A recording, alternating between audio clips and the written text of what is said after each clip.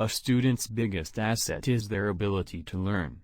Learning how to become a better student is a critical skill for any professional to master.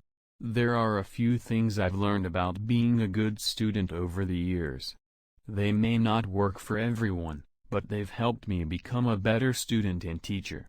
Step 1. Focus on what you're doing wrong. This seems like a no-brainer, but I see so many people who don't seem to care what they're doing wrong.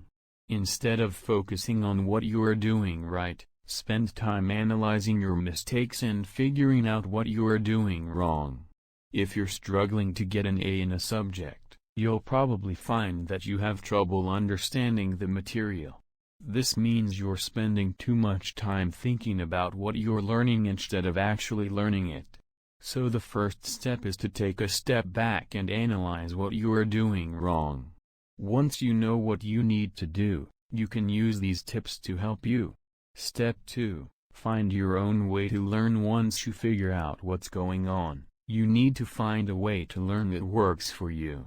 If you've been told to memorize and regurgitate, then that's what you should be doing. However, there are many ways to learn. There are books you can read to help you understand the material, video courses you can watch, and podcasts you can listen to. There are also online resources you can use to get answers to your questions. Step 3. Set goals for each subject. You have to know what you want to learn before you can actually begin. Set goals for each subject in your life and make sure to review those goals regularly. For example, if you're struggling to learn a new language, set a goal of being able to understand at least 30 of the conversation. Once you're able to understand a small percentage of the conversation, move on to the next goal. Step 4. Get your hands dirty. Spending time outside of class is essential. It's often said that the best way to learn is to teach yourself. The more you practice, the more you'll learn. Get a pen and paper and start practicing as soon as you get home from school. If you're in a foreign country, find some free time in the evening and do it there. Step 5. Get into an effective study routine. When you find a way that works for you, stick with it.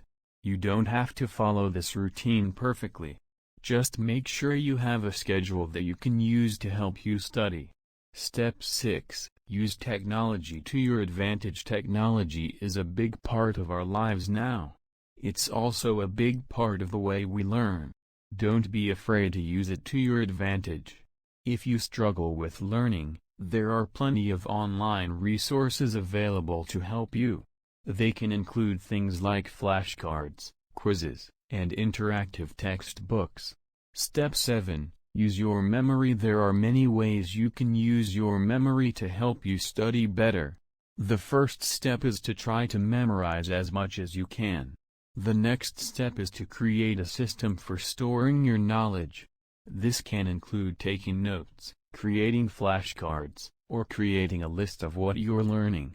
If you're struggling to memorize a lot of information, then you should try to find a way to make it easier for you.